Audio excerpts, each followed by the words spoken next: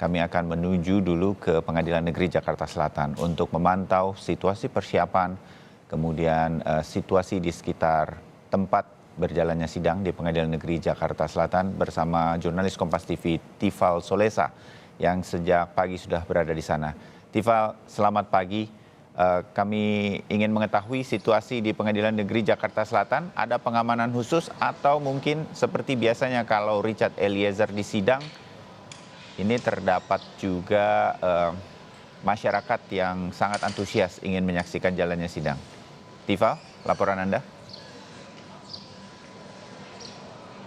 Ya Bayu, lewat dari pukul 7 pagi waktu Indonesia Barat saya sudah tiba di Pengadilan Negeri Jakarta Selatan, dan yang saya lihat pertama kali selain pengamanan dari pihak internal Pengadilan Negeri Jakarta Selatan, tapi juga sudah ramai menunggu giliran untuk masuk ke dalam area kompleks pengadilan ini adalah para pendukung dari Richard Eliezer Pudihang Lumiu yang akan nantinya menyaksikan rangkaian sidang putusan atau sidang vonis terhadap sosok yang mereka dukung nantinya, Richard Eliezer, dalam kasus pembunuhan berencana terhadap Nopriansyah Yosua Huta Barat. Untuk hal-hal lain tidak terlalu mencolok, lebih-lebih soal pengamanan dari polisi. Untuk sejauh ini yang saya lihat pagi ini masih tetap sama seperti dengan sidang-sidang sebelumnya, terlebih kalau kita merujuk pada sidang yang berlangsung 2 hari ke belakang di hari Senin hingga Selasa, yakni untuk agenda vonis terhadap 4 terdakwa lain dalam kasus yang sama. Belum ada pengetatan keamanan tertentu yang dilakukan. Tadi yang baru saya pantau dari pendukung Richard Eliezer masih berada di depan pintu masuk sebelum mereka masuk ke area ruang sidang utama Pengadilan Negeri Jakarta Selatan. Pintu gerbang untuk pengunjung masih ditutup saat itu. Kami harus mengecek lagi untuk keadaan sekarang bagaimana kondisinya.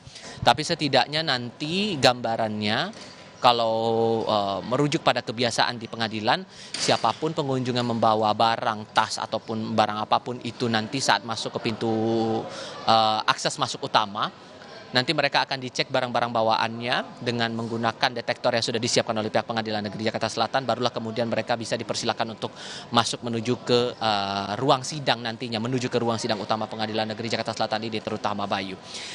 Yang perlu dicatat di sini bahwa Richard Eliezer Pudihang Lumiu akan menjadi terdakwa terakhir yang akan mengetahui nasibnya dalam hukum pidana. Apakah ia akan dijatuhi putusan yang sama dengan tuntutan jaksa penuntut umum, atau diperberat, atau justru diperingan.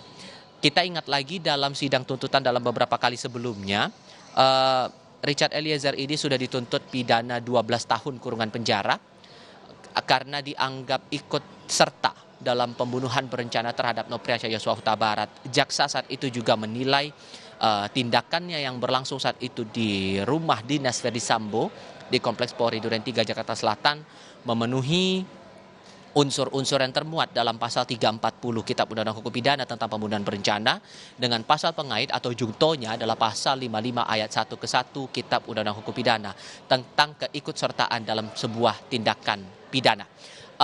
Beberapa pertimbangan yang saat itu dijadikan dasar bagi jaksa penuntut umum untuk menjatuhkan tuntutan 12 tahun kepada Richard Eliezer, salah satunya adalah posisi Richard yang menjadi eksekutor langsung atau yang langsung menghilangkan nyawa Nopriansyah Yosua Huta Barat saat itu dengan cara menembak sesuai dengan perintah dari Verdi Sambo saat itu yang masih berstatus sebagai Kepala Divisi Profesi dan Pengamanan atau Kadif Propam Mabes Polri.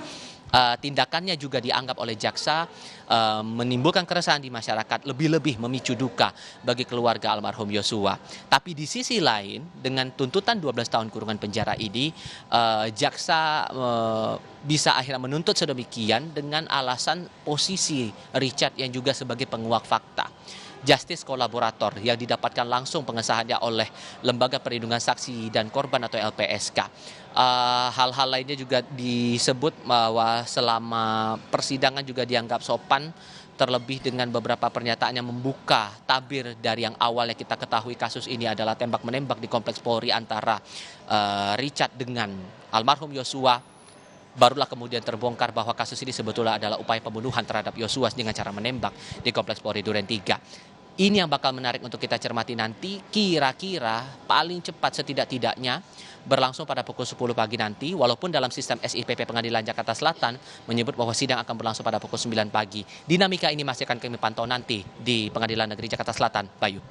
Baik, Tifal Solesa, terima kasih laporan Anda dari Pengadilan Negeri Jakarta Selatan.